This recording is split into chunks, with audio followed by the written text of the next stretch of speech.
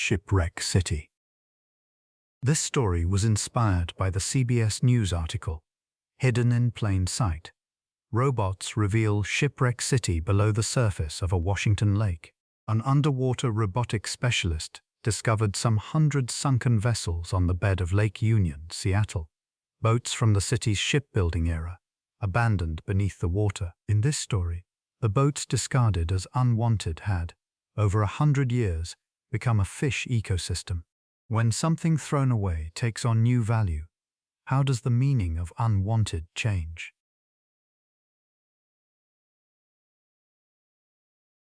There was a city at the bottom of the lake. What Pace's camera showed was a wooden hull. Not one, two, three, more behind. Bows half buried in silt, rudders crusted with algae, collapsed decks, sunken ships, crowded together at the lakebed. Operator Phil leaned into the monitor.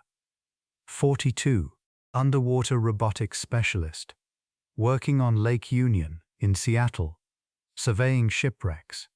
Pace, how many do you see? Pace was a small underwater robot with cameras and sonar. Inside the current field of view, I see 7 structures consistent with ship hulls. On sonar, I am picking up 12 returns in this zone alone. 12. Going to get higher. Across the lake, around 100 returns have been recorded. Not all will be wrecks, but 100. A city of shipwrecks. Lake Union sits at the center of Seattle. More than 100 years ago, its shore was a boat-building town.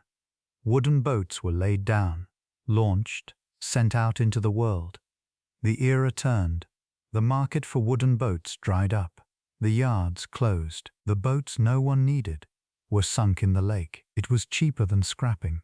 Some were sunk for insurance reasons. Some were simply abandoned. Over 100 years, the boats were buried in silt, forgotten. Phil had stumbled into this survey by accident. He was doing a sonar survey for unrelated reasons and saw too many returns. He thought it was lakebed topography at first. He went down to look, and it was boats. Pace, get closer to that one. The biggest. Understood. Pace moved along the lakebed. Depth, 15 meters. Not deep ocean, but light barely reached. Murky. The lamps lit a greenish water. It drew close to a large hull. Estimated length, 20 meters. The deck had collapsed, but the skeleton remained. Ribs of timber arrayed like the bones of an animal, covered in moss and algae, gone green. Pace, hull condition. Timber decay is advanced, but partial structure persists. Estimated date of sinking, the 1920s, about 100 years. 100 years. Phil narrowed his eyes at the monitor. Between the ribs of the hull, something moved. Pace, what was that? A fish. Largemouth bass. They inhabit the interior of the hull. Pace turned the camera into the hull. Fish. Not 1, 10, 20, more. Bass, perch, trout. They moved through the gaps between the ribs at their leisure. In the silt at the bottom, shells crusted thick.